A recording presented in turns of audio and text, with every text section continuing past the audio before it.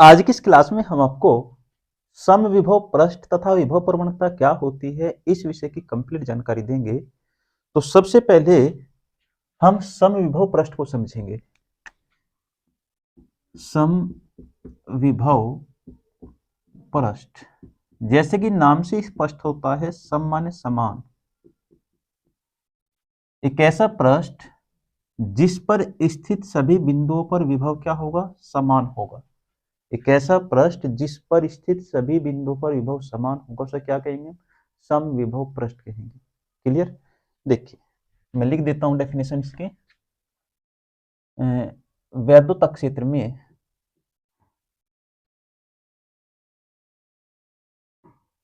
वैद्युत क्षेत्र में खींचा गया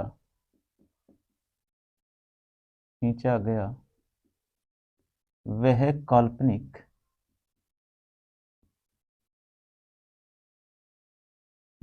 काल्पनिक पृष्ठ जिस पर स्थित सभी बिंदुओं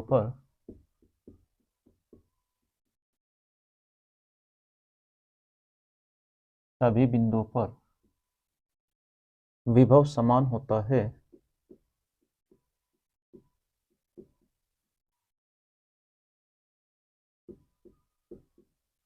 क्या कहलाता है, समविभव पृष्ठ कहलाता है।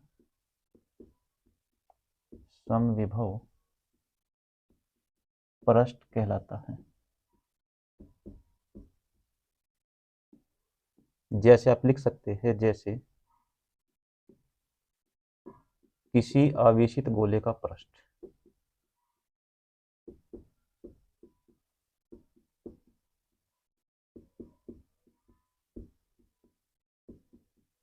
तो ये होता है आपका समविभव पृष्ठ।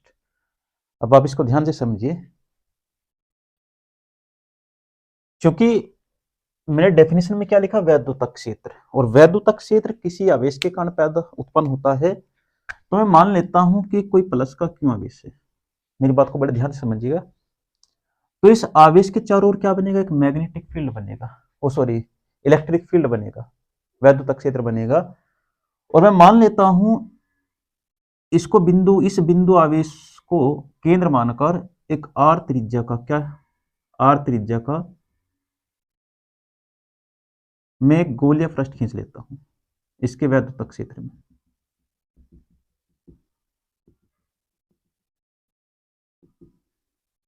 देखिए क्या हो गया, एक गोलीय पृष्ठ हो गया। ओके, मेरी बात को बहुत ध्यान से समझिए। मैंने क्या काम किया, एक आवेश लिया, इस आवेश के चारों ओर क्या बनेगा, एक वैद्युत क्षेत्र बनेगा, इलेक्ट्रिक फील्ड। और मैं मान लेता हूं उस इलेक्ट्रिक फील्ड में मैंने आर त्रिज्या का क्या खींच लिया, एक गोलीय पृष्ठ खींच लिया। अगर आप में देखें, आपने एक चीज पढ़ा कि किसी भी बिंदु आवेश के कारण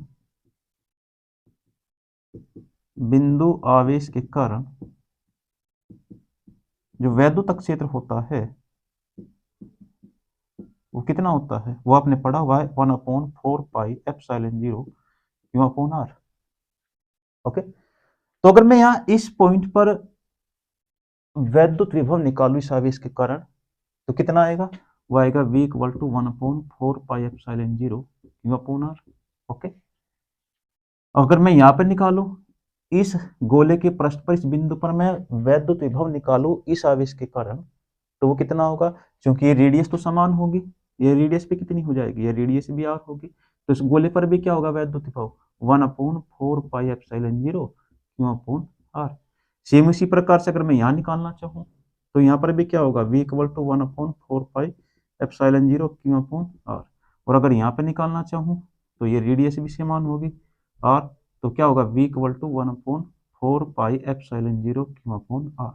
तो क्या स्पष्ट हो रहा है, स्पष्ट ये हो रहा है कि इस गोले के पृष्ठ पर हम किसी भी बिंदु पर वैद्युत विभव निकाले तो क्या होगा, वो समान होगा। और मैंने डेफिनेशन में बताया कि जिस पृष्ठ के प्रत्येक बिंदु पर जो है विभव समान होता है उसे क्या कहते हैं, समविभव पृष्ठ कहते हैं।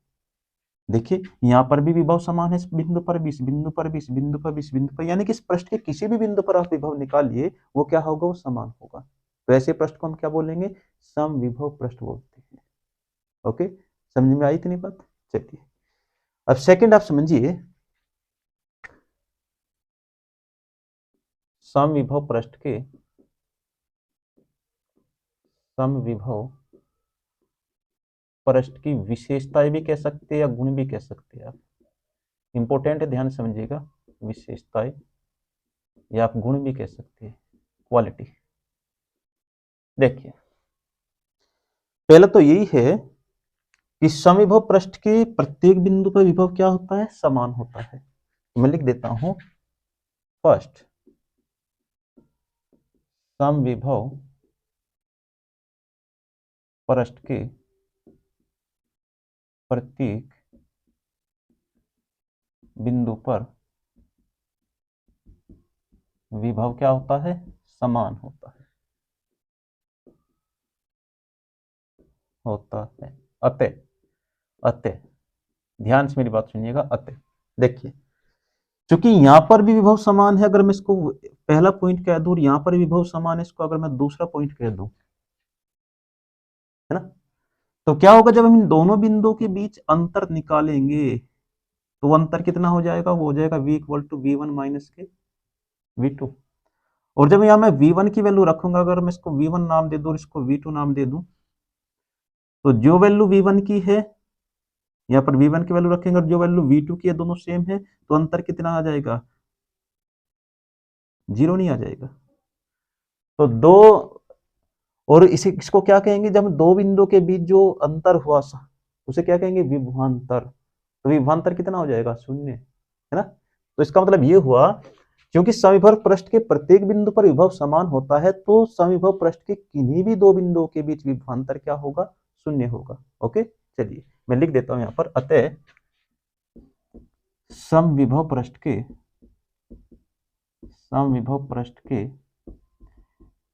किन्हीं भी दो बिंदुओं के बीच, किन्हीं भी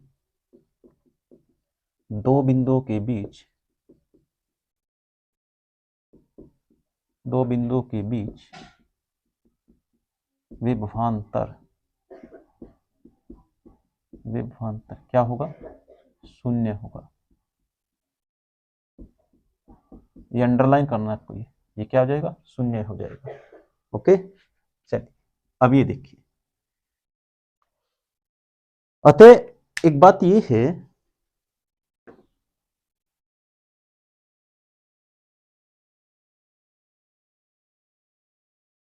ये देखिए, तो दो बिंदुओं के बीच विभवांतर कितना हो गया, डेल्टा v इक्वल टू 0। अगर मैं सपोज करो कि यहां पर कोई परीक्षण आवेश Q0 है, इस बिंदु पर Q0, और मैं इस परीक्षण आवेश को इस बिंदु से दूसरे बिंदु पर ले जाना चाहता हूं, तो कार्य कितना होगा, कार्य 0 होगा। कैसे, अभी मैं आपको बताता हूं, पहले मैं लिख देता हूं सेकंड पॉइंट। समविभव पृष्ठ के किसी परीक्षण आवेश को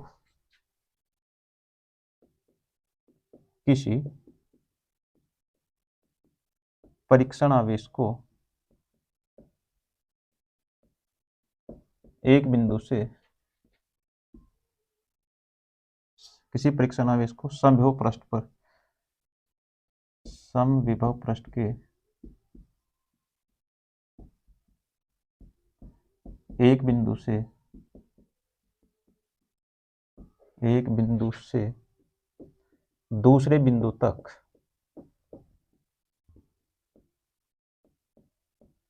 ले जाने में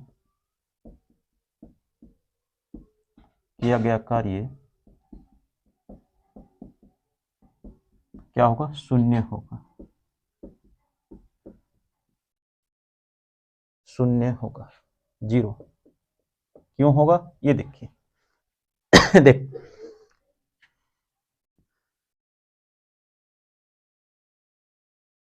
क्योंकि देखिए ध्यान से, अपने विभवांतर का जो फॉर्मूला पड़ा हुआ है, विभवांतर, वो आपने क्या पढ़ा हुआ है, कार्य अपॉन समय, ओ सॉरी, कार्य बटे आवेश,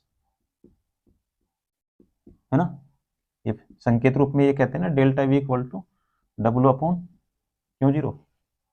ओके, अब ये देखिए, क्योंकि मैंने अभी बताया अगर मैं परीक्षण आवेश क्यू जीरो को इस पॉइंट से इस पॉइंट पे लेकर जाऊं, एक बिंदु से दूसरे बिंदु पर लेकर के जाऊं, तो विभव कितना बताया, तो उनके बीच जो विभवांतर होता है, दो बिंदु के बीच विभवांतर वो शून्य होता है। जैसे मैं विभवांतर की वैल्यू जीरो रखूंगा तो डब्ल्यू अपॉन कितना क्यू जीरो, और क्यू जीरो की यहाँ पर जब मल्टीप्लाई करेंगे तो डब्ल्यू इक्वल टू क्या होगा, जीरो मल्टीप्लाई क्यू जीरो, है ना। तो zero multiply Q zero equal to कितना हो जाएगा, डब्ल्यू इक्वल टू जीरो।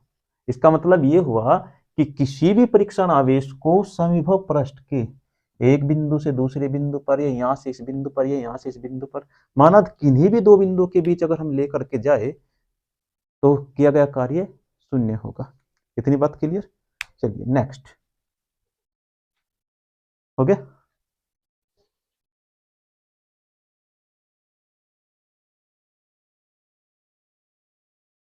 इसको रख कर दे। चलिए देखिए, अब आप तीसरा पॉइंट समझिए। तीसरा पॉइंट आपका ये है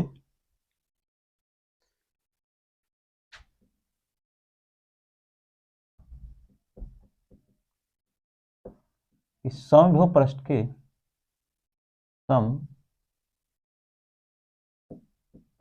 समविभव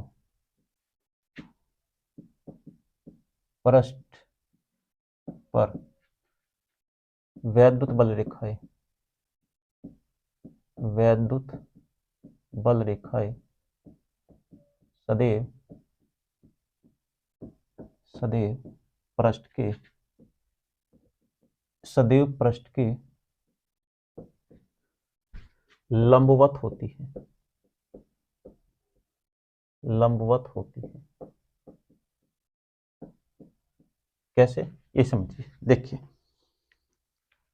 क्योंकि मान के चलिए आपका ये प्लस का क्यों आवेश है,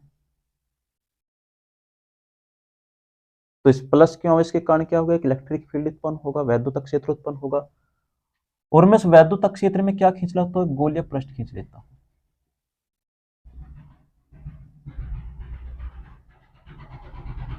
ये मैंने क्या खींच लिया, ये मैंने एक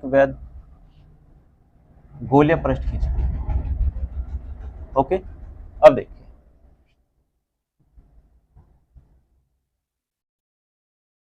ये गोलीय पृष्ठ हो गया। हमने एक चीज को पढ़ा हुआ है कि इस धनात्मक आवेश के कारण वैद्युत बल रेखाओं की जो दिशा होती है वो आवेश से अनंत की ओर होती है। मैं दोबारा रिपीट करता हूं कि प्लस आवेश के कारण वैद्युत बल रेखाओं की जो दिशा होती है वो उस आवेश से अनंत की ओर होती है। ओके, ये दूर की ओर अर्थात अनंत की ओर, अनंत तक होती है। ऐसे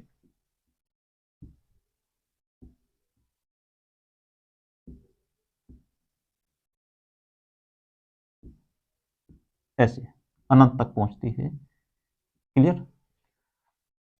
अगर मैं इस पॉइंट पर, इस गोलीय पृष्ठ के मैं इस बिंदु पर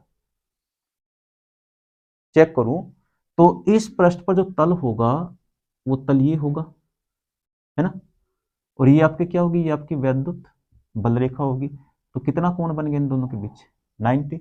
यहां पर भी इस पृष्ठ पर तल ये होगा तो कितना कोण बना, 90। यहां पर भी 90 बना। सेम उसी प्रकार से इस पृष्ठ पर चेक कर, इस बिंदु पर चेक करना तो चाहो तो पृष्ठ का तल ये होगा और ये कितना बनेगा, 90। अगर मैं यहाँ इस पॉइंट पे चेक करना चाहूँ तो इस पृष्ठ पर तल ये होगा, पृष्ठ का तल ये होगा, और इस पर क्या होगा, ये 90 हो जाएगा। तो क्या मिल रहा है हमें, ये मिल रहा है कि किसी समविभव पृष्ठ के प्रत्येक बिंदु पर या किसी भी बिंदु पर जो वैद्युत बल रेखाएं होती है वो हमेशा पृष्ठ के लंबवत होती है। ओके, क्लियर हुआ। चलिए, और नंबर 4 आपका ये होगा कि जो समविभव पृष्ठ होता है, समविभव पृष्ठ एक विमीय या द्विविमीय होता है, द्विविमीय होता है। या तो यह एक विमीय हो सकता है या द्विविमीय हो सकता है, ये 3 डायमेंशन नहीं हो सकता। ओके, या तो एक विमीय होगा या द्विविमीय होगा। क्लियर हुआ? चलिए नोट कीजिए जल्दी।